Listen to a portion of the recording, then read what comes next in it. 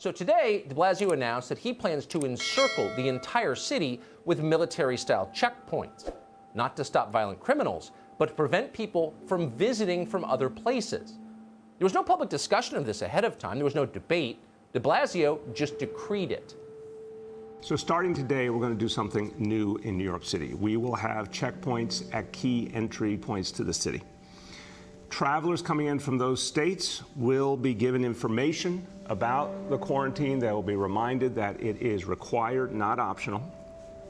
They'll be reminded that failure to quarantine is a violation of state law, and it comes with serious penalties.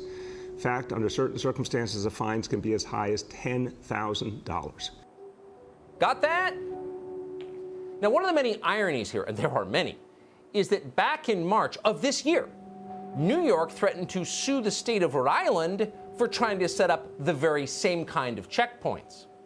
At the time, Andrew Cuomo, he's the governor of New York, called checkpoints like this, quote, unconstitutional and reactionary. If they don't roll back that policy, I'm going to sue Rhode Island because that clearly is unconstitutional. So in a few days, New York will begin following and harassing travelers. They're going to text and call you if you plan to travel. And if you don't respond, city workers may come to your home in person. Listen to a man called Ted Long explain the plan. He runs something called the Test and Trace Corps in New York. Tomorrow, we're going to be deploying teams to Penn Station to stop travelers to ensure that they've completed the travel form. We've made more than 86,000 phone calls to travelers coming into New York City from the designated high-risk states, and we've sent more than 20,000 text messages to date. And if we can't get through to you on the phone, we've deployed teams that are now knocking on your door to check in with you. Oh, so Ted Long is going to deploy teams to Penn Station. Have you been to Penn Station recently? Keep in mind the vehement little lecture you just heard about public health comes from the same people who forced coronavirus patients into nursing homes and killed many by doing it. These are the same leaders who gave violent rioters control of the city's streets, but suddenly they are very concerned about your health. Right.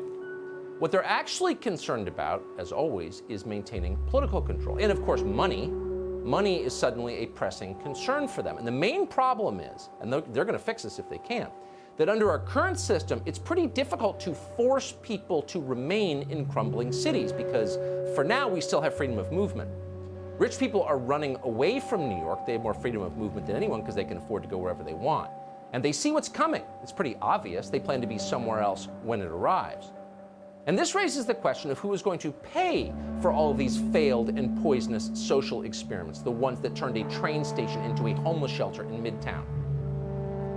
Andrew Cuomo is smart enough to be worried about this. He is now begging millionaires to come back to the hellhole he helped create. We used to be worried millionaires' tax people might leave. No. The burden shifted. We're trying to get people to come back. I literally talk to people all day long who are now in their Hamptons house, who also lived here, or in their Hudson Valley house, or in their Connecticut weekend house. And I say, you gotta come back. When are you coming back? We'll go to dinner. I'll buy you a drink. Come over, I'll cook. They're not coming back right now. So it turns out rich people may be evil, but in the end, you need a few of them to pay for everything. Otherwise, you have no political power. But Bill de Blasio does know that his disintegrating city will need money from somewhere, and soon. So he's thinking that the rest of America should pay for his disaster.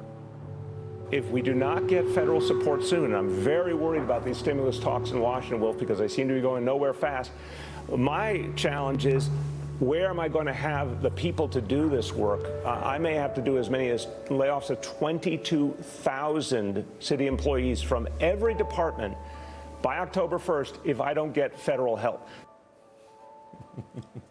So consult your Bill de Blasio cheat sheet. Look it up. We keep ours right here. And if you do, you will see that it was less than a month ago that this same man, Bill de Blasio, threatened to sue the federal government if they helped too much, if they deployed federal law enforcement officers to his city. Now he's whining that the feds are not doing enough. Shameless? Obviously, of course it is. And yet, to be fair, it's possible that de Blasio has no short-term memory left, and simply doesn't remember what he said last month. Update. The other big story tonight, the coronavirus checkpoints going up in the city. By tomorrow, Mayor de Blasio says the sheriff's department will be monitoring bridges and tunnels, looking for people who should be quarantined. We need to ensure visitors and New Yorkers returning home are taking the necessary precautions to limit the spread of this disease.